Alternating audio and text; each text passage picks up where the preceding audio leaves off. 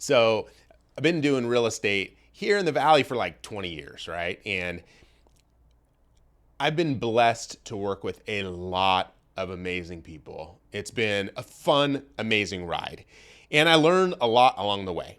If there's one thing that those of you that know me know, I love to keep learning and love to figure out what's the next thing, right? Like, where can we be improving on something and what does that look like? So I'm always internalizing what happens after each time a property closes or something that we're working on. Sometimes it drives my team nuts. Sometimes it could drive my wife nuts, but it is something that, I'm starting to recognize a little bit more as, I don't want to say as a positive, it's just recognizing that there can be a negative to it too. So limiting that as much as I can. However, I want to bring up a particular topic when it comes to right now, when working with a bigger client, and something that it really showed us about my team and about what we do differently. And this just relates to on so many different levels to so many different businesses and so many different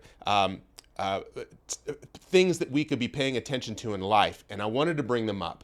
This is going to be the first part of a 3-part series that's basically going to be tying into what are the biggest 3 takeaways that I've basically taken away from working with, to date, our largest client.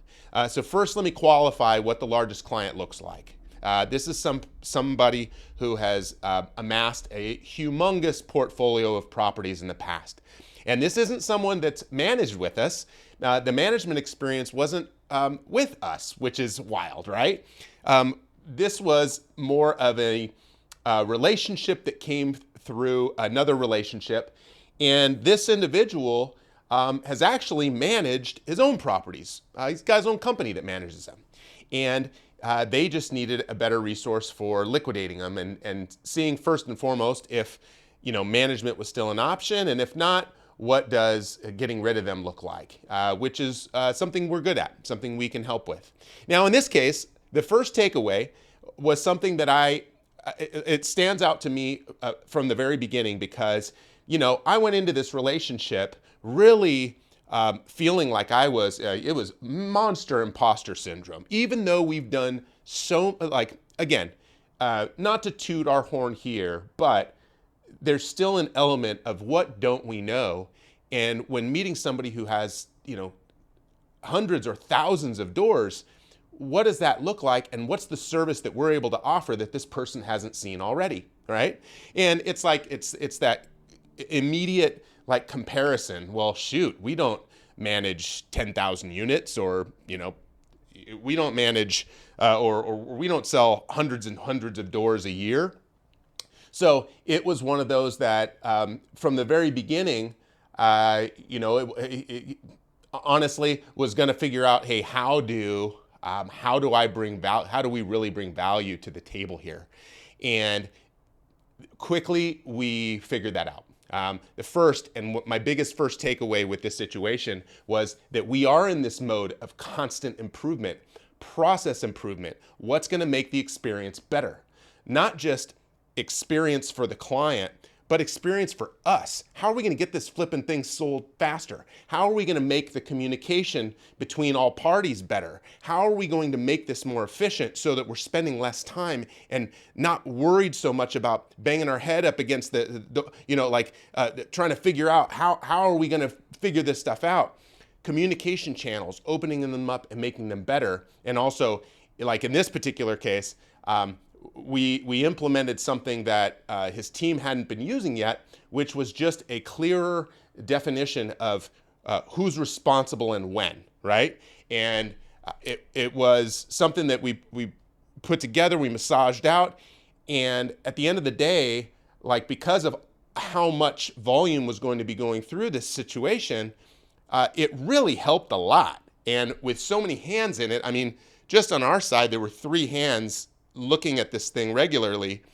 And then you have the other team that's handling the turns. And, even though we handle turns, sometimes you all have your own people to do it. That's great. We're pushing for getting the house on the market fast, making things happen quickly. the market's shifting. Like in this market, you know what's happening. Every week is a different week, right? Like it legit is. So it's like, okay, if we see an opening or we know that we need to be on the market with 5 properties within the next 15 days, like we're pushing, right? It's like, if that's what we have to do, we've got to get that stuff done. So it's figuring out, how do we get there? And I think, again, biggest takeaway with all of this was process improvement and realizing how we look at it through that lens now. Maybe not all of us in the same way, but we're all getting better. And it definitely helps when solving problems and looking at, okay, what is the best case scenario and how do we get there?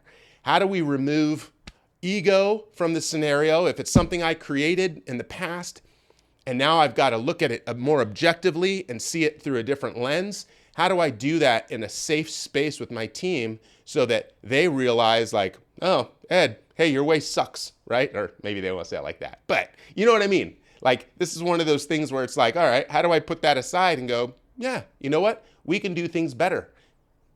Team showed up. So that was number 1. I am excited about the next 2, and I hope you are too. See you soon.